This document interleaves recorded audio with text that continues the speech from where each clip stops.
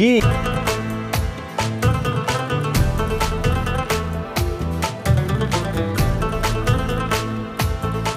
शेरवान के मुख्तलिफ इलाकों में सोप स्टोन वाफिर मिकदार में पाया जाता है। यहाँ तकरीबन 40 माइनिंग लीज ग्रांट की गई हैं जो लगभग 3000 एकड़ के रकबे पर फैली हुई हैं।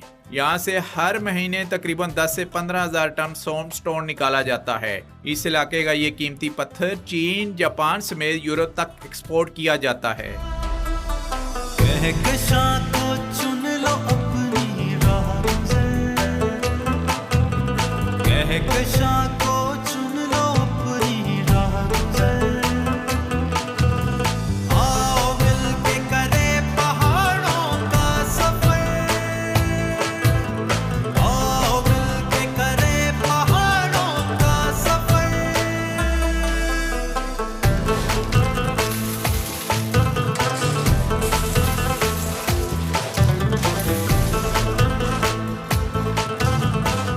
इस वक्त हम हैं डिस्ट्रिक्ट एबटाबाद में और आपके लिए एक्सप्लोर कर रहे हैं सोप स्टोन की ये माइन है और इस माइन की भी एक अपनी हिस्ट्री है, उसके ऊपर भी बात करेंगे। यानी पाकिस्तान बनने से पहले यहाँ से सोप स्टोन निकाला जाता रहा है। हमारे साथ यहाँ पर इसी जो माइन है इसके ओनर भी मौजूद हैं, डिप्टी डायरेक्टर कासिम साहब भी हमारे साथ मौजूद हैं जो हज़ारा डिवीज़न में माइनिंग डिपार्टमेंट के डिप्टी डायरेक्टर हैं। उनसे भी हम बातचीत करेंगे और जानने की कोशिश करेंगे कि इनसे इस जो तारीख़ी माइन है जिसके अंदर अभी हम लेके आपको जा रहे हैं, इसकी लेंथ कितनी है, कितने एम्प्लॉइज़ इसमें काम कर रहे हैं, इसके अलावा सोप स्टोन जो निकाला जा रहा है इससे आगे क्या कुछ तैयार हो रहा है, किन किन मुल्कों की ये मांग पूरा कर रहा है क्योंकि ये एक्सपोर्ट हो रहा है। तो बहुत कुछ है इस प्रोग्राम में जो हम आज कर रहे हैं, तो बातचीत भी करते हैं। जी सबसे पहले अपना नाम बताइएगा। मैं मोहम्मद इस्माइल जी, मैनेजर।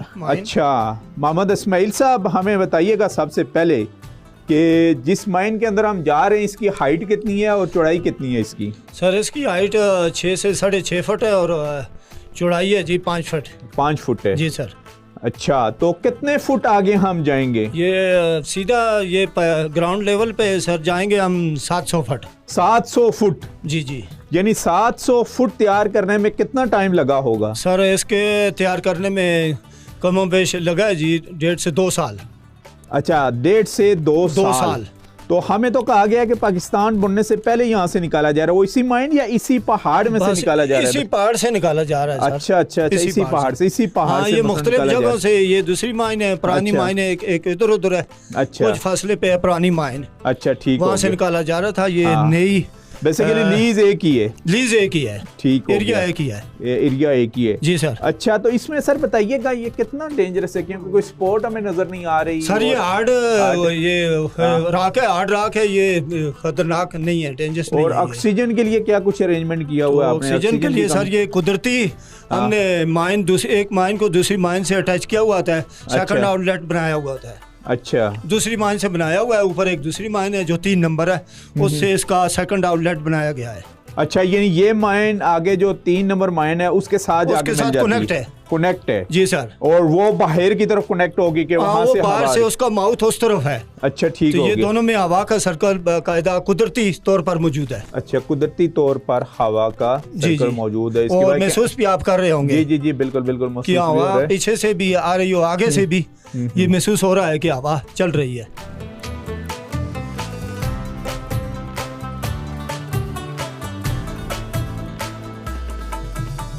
जी, कासिम जमाल साहब हमारे साथ हैं, डिप्टी डायरेक्टर हैं हज़ारा रेंज डिपार्टमेंट ऑफ मिनरल के माइन के यानी खैबर पख्तूनख्वा।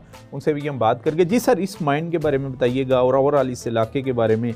कितने इलाके के ऊपर आपने पूरे इस पहाड़ में से ही क्या सोप स्टोन ही निकल रहा है? ये हमारे पास इस जगह को कहते हैं खंडा खूह। तो खंडा खूह से लेके चलहतर तक नीचे ये शेरवान का इलाका है। यहाँ पे हमारे पास तकरीबन राउंड अबाउट 100 डिफरेंट माइंस होंगी जो इस टाइम ऑपरेशनल हैं। तो जैसे कि यहाँ जो इस्माइल हमारे मैनेजर हैं उन्होंने बताया कि यहाँ काफ़ी पुराने अरसे से जो है माइनिंग शुरू है। तो तकरीबन ये पाकिस्तान बनने से पहले से जो है वो सोपस्टोन की माइनिंग इस इलाके से हो रही है। तो हमारे पास जो इधर लीजेस हैं उसमें जो सबसे पुरानी लीज़ है वो 1955 की है। सोपस्टोन एक्चुअली एक मेटामॉर्फिक रॉक है। ये अच्छा। इसको ये एक टाल्क शिस्ट है, जैसे आप सुनते हैं कि टाल्कम पाउडर, जी जी। तो ये बेसिकली टाल्क ही है। जो टाल्कम पाउडर का जो नाम है वो भी इसी से ही आया है। और अच्छा। ये एक सबसे जो सॉफ्ट रॉक्स हैं, ये सबसे सॉफ्ट रॉक है। आप इसको वो टच करके देखें तो आप इसको फिंगर नेल से भी जो है वो स्क्रैच कर सकते हैं। अच्छा, ठीक हो गया। और इनकी जो अभी हम लोग जा रहे हैं, ये जो डिपॉजिट है, तो मुख्तलिफ जगह पे मतलब इसको मुख्तलिफ लेंथ्स पे जाके इंटरसेप्ट होता है इस पहाड़ में। तो तकरीबन जितनी इधर टनल्स हैं उनकी लेंथ अराउंड अबाउट 800 या 1000 फीट से 1500 फीट तक जो है वो ये रेंज करती हैं।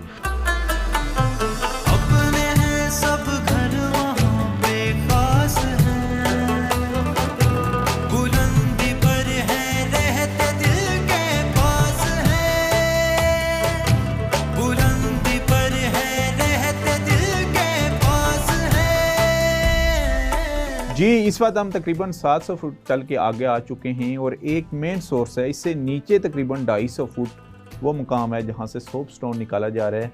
और यहाँ पर ऑपरेटर मौजूद हैं, उनसे हम तफसीलात जानेंगे कि एक ट्रॉली सी है उसको ऑपरेट किया जा रहा है, इंजन के थ्रू स्टार्ट करके नीचे को जा रही है और फिर ऊपर लेके आ रही है। जी, अपना नाम बताइएगा। मेरा नाम मुख्तियार है जी। अच्छा, मुख्तियार साहब बताइएगा, इसको क्या बोलते हैं आप? इसको पश्तो में अभी आलच बोलते हैं, उर्दू में भी इसको आलच कहते हैं। आलज कहते हैं, जिसके ऊपर आपने नीचे से सोप स्टोन को लेके आते हैं। जी जी। और कितना वेट होता है उसका? वजन तकरीबन ये 12 मन से लेकर 16 मन तक, यानी 12 से 16 मन ये ट्राली लेके आती है। ट्राली लेके आते हैं जी। और लेबर मसलन कितने नीचे होते हैं जो उसको लोड कर रहे होते हैं और अनलोडिंग? लेबर तकरीबन नीचे माइन के अंदर 6 से लेकर 8-10 तक होते हैं।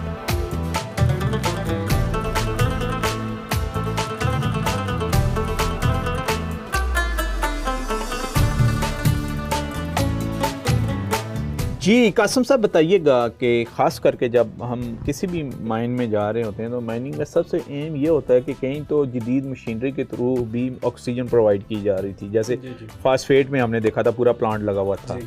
आप इस माइन का बताइएगा जहाँ से ये निकल रहा है आपका सोप स्टोन, इसमें ऑक्सीजन की कमी को कैसे पूरा किया जाता है? इस तरह है, वेंटिलेशन 2 किस्म की होती है ना। कुछ माइंस में नेचुरल वेंटिलेशन होती है। अच्छा। और कुछ में आर्टिफिशियल। अभी इस माइन में हम खड़े हैं, यहाँ पे नेचुरल वेंटिलेशन है। उसकी वजह यह है कि इसके सेकंड आउटलेट है, तो हवा एक तरफ से, अभी आप देख लें, मतलब हम इस माइन में हैं तो हवा का फ्लो इधर से उस तरफ जा रहा है। तो बाज़ दफ़ा ऐसे होता है कि जो आउटलेट्स हैं वो डिफरेंट लेवल्स पे होते हैं, तो हवा जो है वो ठंडी जगह से गर्म की तरफ मूव करती है। तो वो इसी तरह एक आउटलेट से दूसरे आउटलेट में सर्दियों में फिर अपोजिट डायरेक्शन में है और गर्मियों में जो है वो दूसरी डायरेक्शन में चल रही होती है।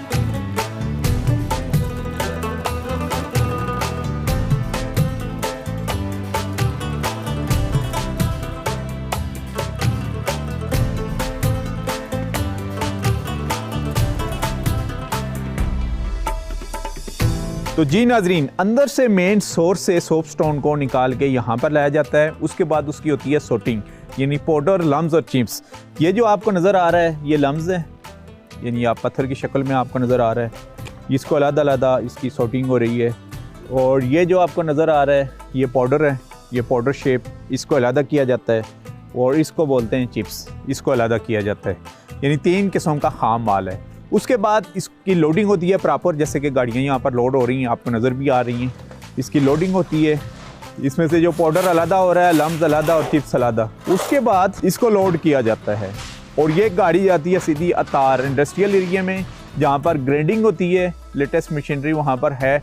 और उसके बाद इसको पैक किया जाता है और खाम माल की शक्ल में ये एक्सपोर्ट भी होता है और पाकिस्तान की बड़ी मार्केटों में भी सप्लाई इसकी की जाती है। हमारे साथ कुछ लोग मौजूद हैं जो फैमिली दर फैमिली इसी बिज़नेस से वाबस्ता हैं, उनसे भी बातचीत करेंगे।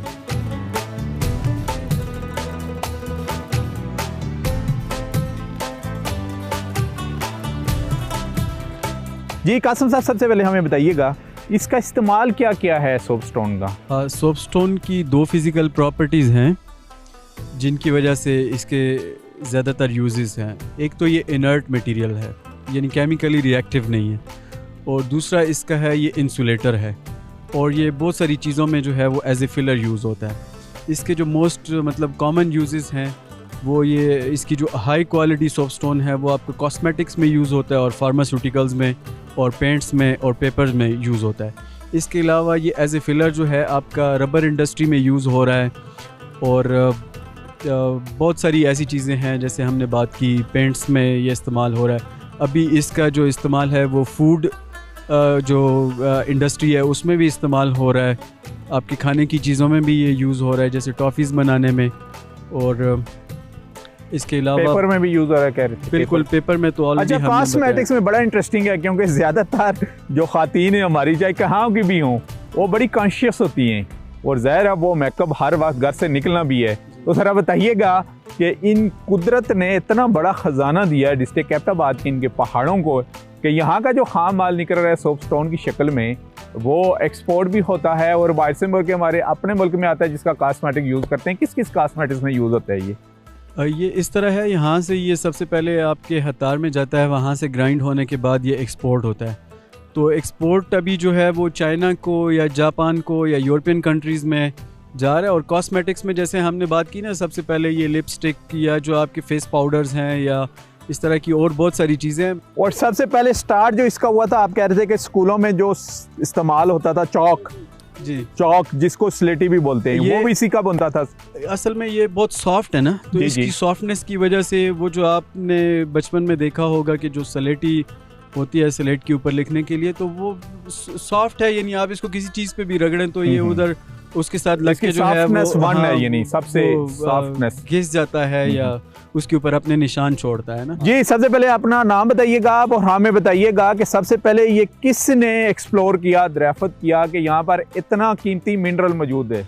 जी सर, ये मेरा नाम मोहम्मद यूनुस तनोली। ये यहाँ पर 1918 की दरियाफ्त है ये। अच्छा जी, 1918 में अल्लाह मग़फ़िरत फरमाए, मेरे वालिद साहब फरमाते थे कि 1918 में हमारे गांव में मेरे बिल्कुल पड़ोस में एक हिंदू रहते थे।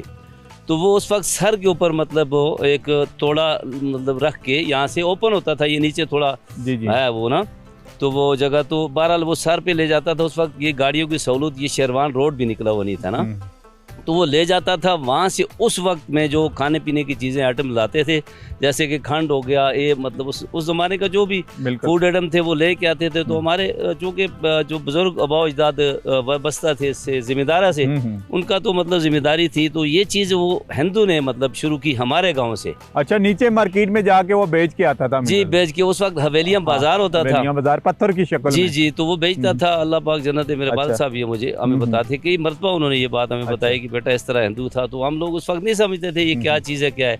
तो बहरहाल ये सफ़ेद पत्थर आम था, तो ओपन भी होता था। बिल्कुल। तो उसके बाद ये 1955 में बाकायदा इस एरिया को लीज किया गया, पाकिस्तान बनने के बाद मतलब 555 के हिसाब से, जैसा कि डायरेक्टर साहब जानते हैं, मतलब वो लीज है फिरोज मैनिक की। तो वो 1955 में ये लीज हुआ एरिया।